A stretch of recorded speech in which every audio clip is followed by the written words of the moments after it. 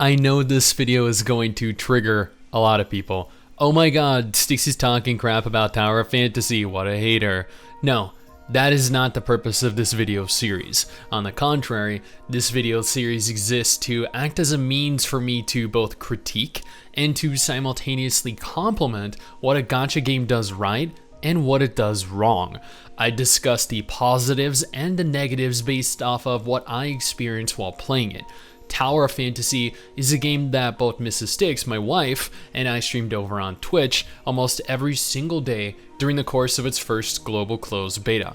We got far enough that not only were we gated from progressing with the story for days at a time, but all that was left was to run the same few instances repetitiously and farm bosses out in the world each day. This is by far the furthest that I've progressed in a gacha game that wasn't Genshin Impact or Arknights, both of which I still play actively. And while we both had an immense amount of fun playing it during its test phase, it was not without its flaws, and there are numerous flaws. Hey, my name is Stix, and welcome to another episode of Worst Gacha Ever. If you enjoyed this series, make sure to like the video, leave a comment, subscribe to the channel, hit that little bell notification because YouTube told me that if you don't, well, you won't know when the latest games are coming out, which would suck for you. Oh, and make sure to check out the latest episode in this series at the end of the video. Before we go any further though, I do want to give a quick shout out to all of our patrons over on Patreon. While this channel is technically monetized due to the nature of a lot of the content, Patreon allows for me to at least make something off of these videos, so kudos guys, you guys rock. Tower of Fantasy is an anime MMO with full cross-platform functionality, meaning that you can play this game on both your PC or your mobile device with their own respective UIs. Every gacha game that I've covered in this video series up until this point have all been anime RPGs. There has been no multiplayer functionality in any capacity. This is very different than Tower of Fantasy, where you're presented with an enormous open world, albeit gated behind story, which I'll touch on a little bit later. You'll see other players running around the world, engaging in various activities, fighting enemies, questing. From the odd 100 or so hours that Mrs. Stix and I played, there was no open world PvP. That isn't to say that there won't be at some point, and while the vast majority of the game, including the story, is handled solo, you'll find yourself willingly seeking out groups to engage the world bosses with. And I use the term world boss here as a means with which to merely describe the large bosses that you'll find around the world. These are bosses that you cannot, under any circumstance, engage on your own. You just die, which, is honestly where part of the massively in MMO comes into play. You'll see players actively fighting these bosses at all times of the day, groups of people all partying up for easy teleports, for group healing, to actually attempt to survive as long as possible. This is why we always had a friend of ours, Hikari, in our group. She was our healer, and she did a great job 98% of the time. The other 2% she was dead. Not due to anything that I did. The 98% of the time that she was alive was because she was out there with me. The 2% of the time that she was dead was because she chose to go with Mrs. Stix. Yes, do that at your own risk. Outside of the world bosses, you'll spend a lot of your time exploring, hitting things, breaking things, jumping up and climbing things, attempting to get materials, resources, and nuclei. Nuclei, of course, being the currency that allows you to poll for husbandos and waifus. I don't believe it's been confirmed as to how many players are capable of sharing a world simultaneously. We'd see 10, 20 people at a time. I don't think we ever encountered more than that, but this was a closed beta test, severely limiting how many players were actively playing it. However, there have been channels confirmed, channels functioning as a means with which to separate players, preventing overcrowding. Players can cycle through channels with ease, but Mrs. Stix and I had to do this on a number of occasions to find enough players to tackle world bosses with. I mentioned that you'd be farming for your husbandos and your waifus, so before we go any further, let's just go ahead here and touch on that real quick. You can either classify your characters as weapons or as well, characters. You'll probably hear me using the two terms interchangeably throughout the video, so realistically either will work. There is a gacha system present within Tower of Fantasy, and honestly it's actually one of the fairer ones that I've seen. The gacha system works the same way as it works in every other gacha game. You have a currency, and you use that currency to roll on characters. Characters have their own unique personalities. They have their own strengths and their own weaknesses, their own weapon types, their own statistical advantages that they provide, their own elemental affinity, meaning they are much more powerful overall than non-character specific weapons that you can obtain, which we'll just refer to here as common gear. You can equip up to a maximum of 3 weapons, and subsequently weapon types at any given time. Weapons like spears, katanas, bows, or staves. Each type of weapon excels at different things, fitting its own unique archetype. As an example, one weapon type might excel at AoE, while another is more suited to single target damage. One can heal, and another might deal elemental damage. Possessing such a large array of different weapons means that you're never really locked into a single class, opening up a world of countless, endless styles of play and builds. You are required to upgrade your gear, and as you continue to upgrade, things get much more expensive, and materials become much more difficult to obtain. So it's best you focus on what weapons and what style of play you want to pursue in the short term so you don't end up severely limited down the line. Outside of solo world content, story, world bosses, open world exploration, and farming for your harem, you'll find just as much cooperative content to consume in the form of instances. Things like the Ruins, Bygone Phantasm, Apex League, the Frontier Clash, Void Rifts, all providing varying difficulties, and trust me, they do get progressively harder. The majority of content, regardless of the instance that you select, typically falls under one of 3 categories. Dungeons that feature corridors for you to explore with several encounters before culminating in a larger tier boss fight, a single room with waves of enemies attempting to murder you, or a single boss fight. A lot of these are doable in groups of any size or solo, but from the beta we found whenever you'd wipe, I swear it was literally a single time, whoever was not a part of your group when you queued would be quick to project their failures onto the rest of the group and immediately rage quit. This unfortunately happened all too frequently, and definitely goes to show the kind of community that are going to be present when running those instances. The same kind of community that was found in Swords of Legends Online, like what happened in Lost Ark.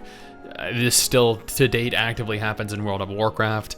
Admittedly, the communities in Final Fantasy XIV and Guild Wars 2 have always been much more forgiving.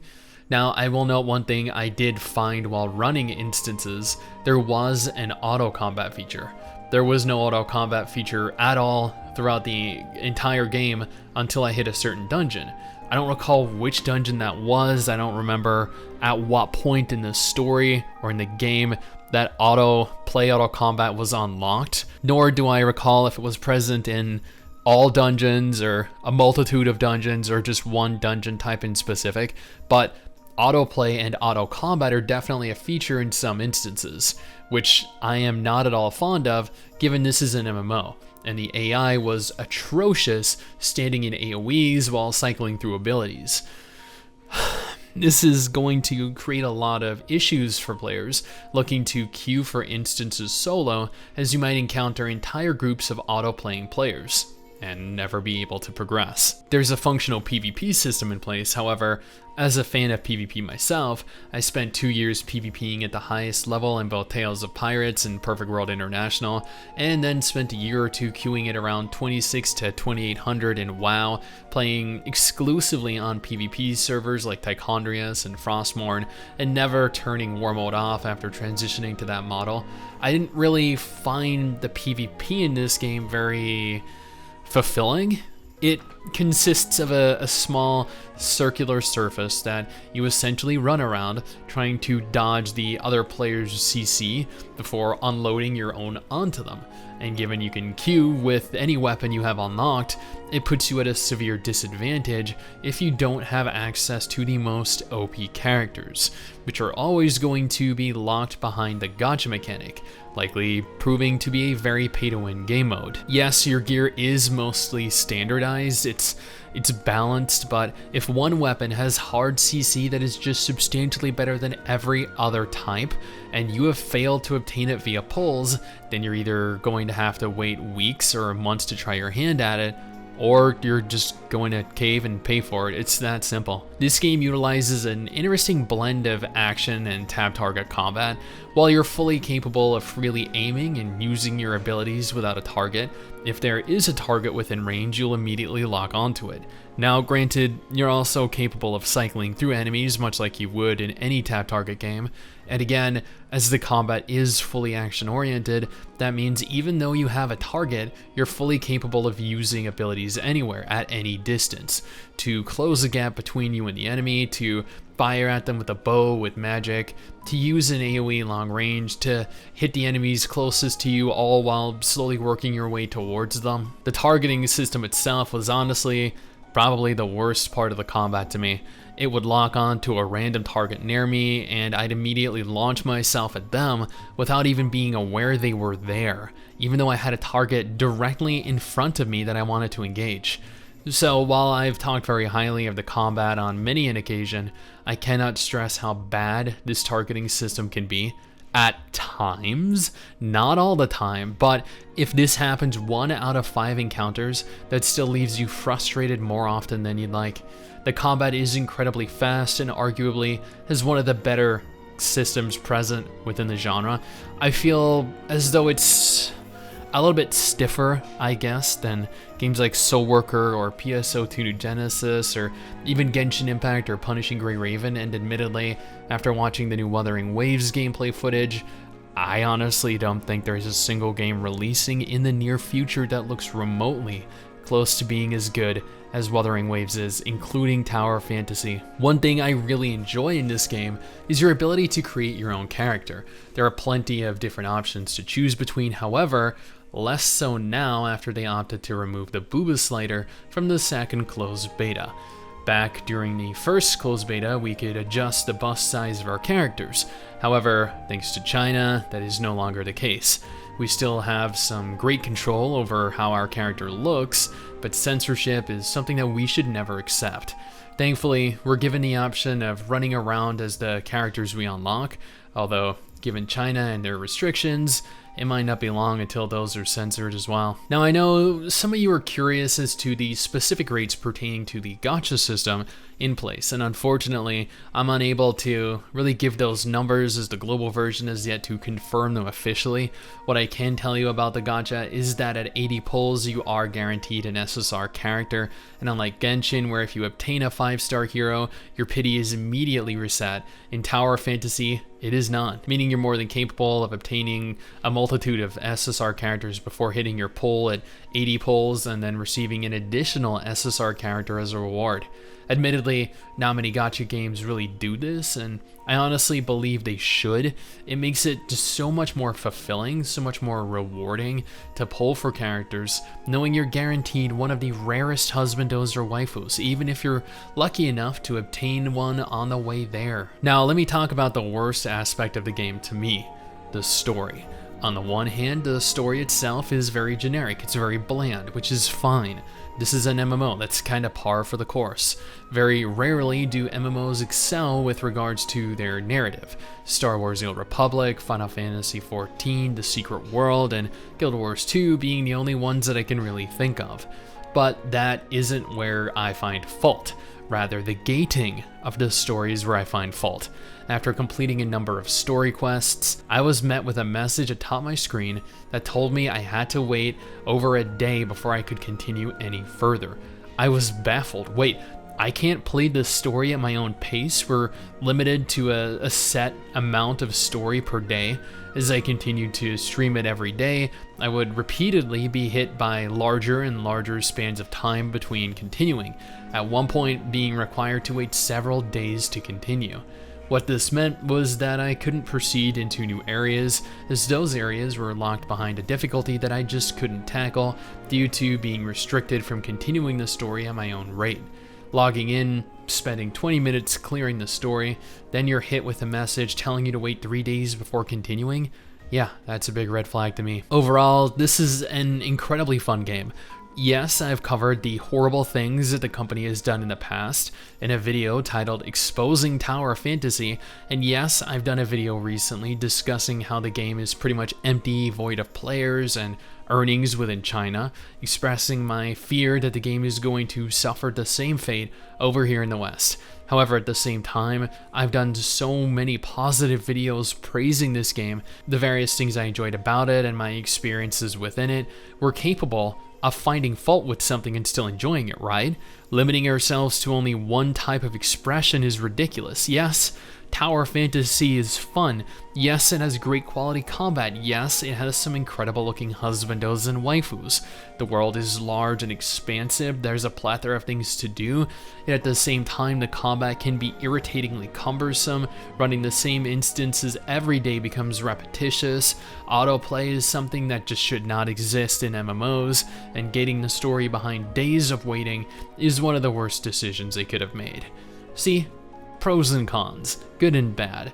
We're capable of liking, disliking, enjoying, and feeling bored by various activities and features in a game. That doesn't mean that you inherently hate the game or that you want it to fail. Is Tower Fantasy the worst gacha of 2022? Not at all. This is actually one of the better gacha games that I have played, and a pretty decent quality MMO overall. Now, if you're looking for the previous episodes in the Worst Gacha Ever series, you can find that via this video right here, or if you're looking for a list of confirmed gacha games coming this year, then this video right over here.